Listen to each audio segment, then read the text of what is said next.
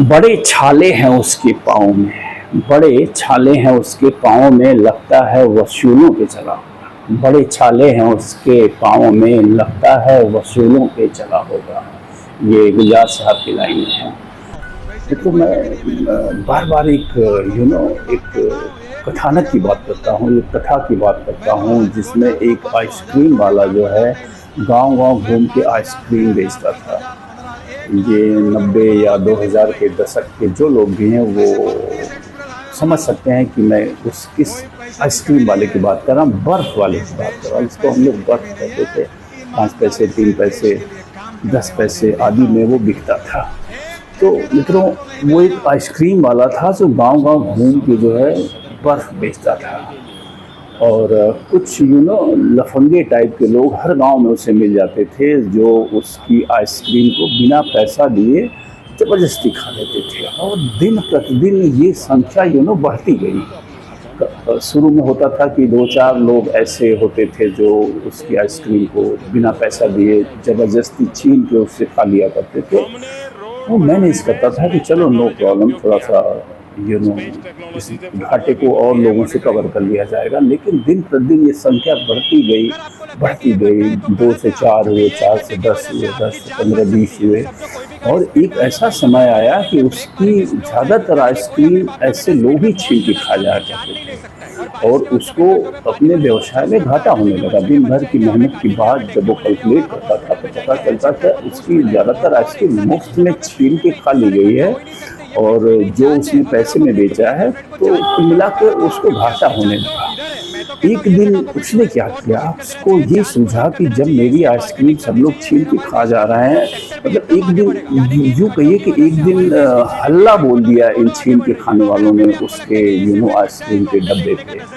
और उसे कुछ नहीं सूझा कि अब मैं करूं तो करूं क्या करूं। ये सारी आइसक्रीम ये लुटेरे, ये लफंगे, ये लोग खा जाएंगे। तो वो भी उसमें से लूट के खाने लगा। अपने ही आइसक्रीम के बाग से वो भी बर्फ लूट के खाने लगा। और इस लूट के खाने के पीछे से उसका मकसद था, ये था कि चलो कुछ तो मेरे हिस्से में आएगा।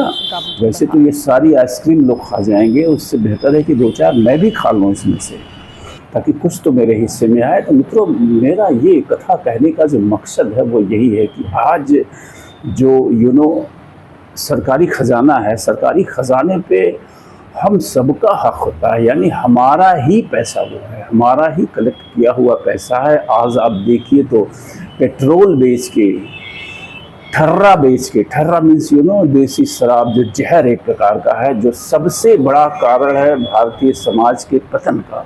ये जो निचला तबका है, जो कम पढ़ा लिखा है, जो लेबर वर्ग है, वो अपनी कमाई का अधिकांश हिस्सा इस ठर्रे पे जो है लुटा दे रहा है। और इस ठर्रे से जो कमाई हो रही है उससे सरकारें चल रही हैं, सरकारें उससे सैलरी बांट रही हैं अपने तथाकथित कर्मचारियों को। तो कुल मिला के कहने का मतलब ये है कि ये सरकारी धन है, ये हम सबका धन है। और आज स्थिति ये हो गई है कि हम उसी में से लूट के लिए, उस बर्फ वाले की तरह, हम भी चाह रहे हैं कि 2-4 बर्फ जो ही हमारे भी हिस्से में आ जाए, क्योंकि सब लोग लूट के खा ही रहे हैं। तो आप चौतरफा देखिए कि लूट मची हुई है, लूट, सरकारी धन की लूट मची हुई है। आप सड़कों के हालात देखिए, ढेर सारी वीडियोज़ आ रही होंगी, मैं नहीं चाहूँगा अपने वीडियोज़ डालूँ। जगह जगह यानी कुल मिला के कमीशन खोरी ही हो रही है विकास के नाम पे। विकास के नाम पे धनों की जो जनता का टैक्स के नाम पे वसूला गया पैसा है, उसको लूटा जा रहा है। और तो भैया ये दिख रहे हो तुम, ये जो रोड दिख रहा ना, ये रोड मैंने बनाया 2 महीने पहले। और कल मेरे को कुछ लोगों ने मतलब मारने को आए थे भैया कि इतने सड़े हुआ रोड तुमने बनाया। मैं ठेकेदार हूँ भैया ये रोड का। तो लोग मारने को आए थे भैया मेरे को कि तुमने इतना सड़ा हुआ रोड बनाया, तुम मेरे को बताओ भैया कि मैं क्या करूँ। ये रोड देखो तुम, ये रोड पे जो पैसा लगा, कितने रुपए लग में बनाया तुमको पता है क्या? 20% में रोड बनाया भैया मैंने, 20% में। हाँ, 20% पैसे में खाली रोड बनाया मैंने। तुमको लगता कि भैया ठेकेदार की पूरी गलती है, ठेकेदार पैसे खा रहा है, ठेकेदार सड़ा हुआ माल। मेरे को एक बात बताओ भैया। और दुर्भाग्य यही है कि हम भी उस आइसक्रीम बॉक्स वाले की तरह उसमें अपनी हिस्सेदारी तलाश रहे हैं। कोई ठेकेदार सड़क को मानक के विपरीत बना के चला जा रहा है। कुछ जो मठाधीश है उन्हें वो आइसक्रीम का टुकड़ा उनके आगे फेंक दे रहा है। विधानसभा चुनाव लड़ने से पहले विधायक आपके सामने टुकड़े फेंक दे रहा है, शराब के रूप में, मांस के रूप में, 500,000 रुपये की नोट के रूप में। सांसद भी यही कर रहा है, सब यही कर रहे हैं, अधिकारी लूट कर रहे हैं, और जो कोई आवाज़ उठा रहा है उसके मुंह में भी एक टुकड़ा डाल दे रहे हैं। सब खामोश हो जा रहे हैं, चुप हो जा रहे हैं। यानी कुल मिला के ये जो आइसक्रीम लूटने वाले कर्मचारी, अधिकारी, जो भी बेईमान लोग हैं, जो भी इन कार्यों से जुड़े हुए लोग हैं, सब लोग उस आइसक्रीम बाग से आइसक्रीम लूट के खा रहे हैं। और हम जनता भी उस आइसक्रीम वाले की तरह हो गए हैं, उस डब्बे में से हम भी लूट के खा रहे हैं। और बड़ा गर्वान्वित महसूस कर रहे हैं कि विधायक जी आए थे और उन्होंने मीट का प्रोग्राम रखा, उन्होंने मुर्गा पार्टी दी है, उन्होंने दारू पार्टी दी है, उन्होंने कुछ जो तथाकथित मठाधीश है उनके जेब में कुछ गड्डियाँ भी डाली हैं, और उसके एवज में आप क्या चुका रहे हैं ये आपको पता ही नहीं है। तो कुल मिला के पूरा देश जो है कमीशन खोरी के इस सिस्टम में फंसा हुआ है, और हमारा पैसा लूटा जा रहा है, और हम भी तमाशबीन बन के उसका हिस्सेदार बने हुए हैं उस आइसक्रीम बॉक्स वाले की तरह।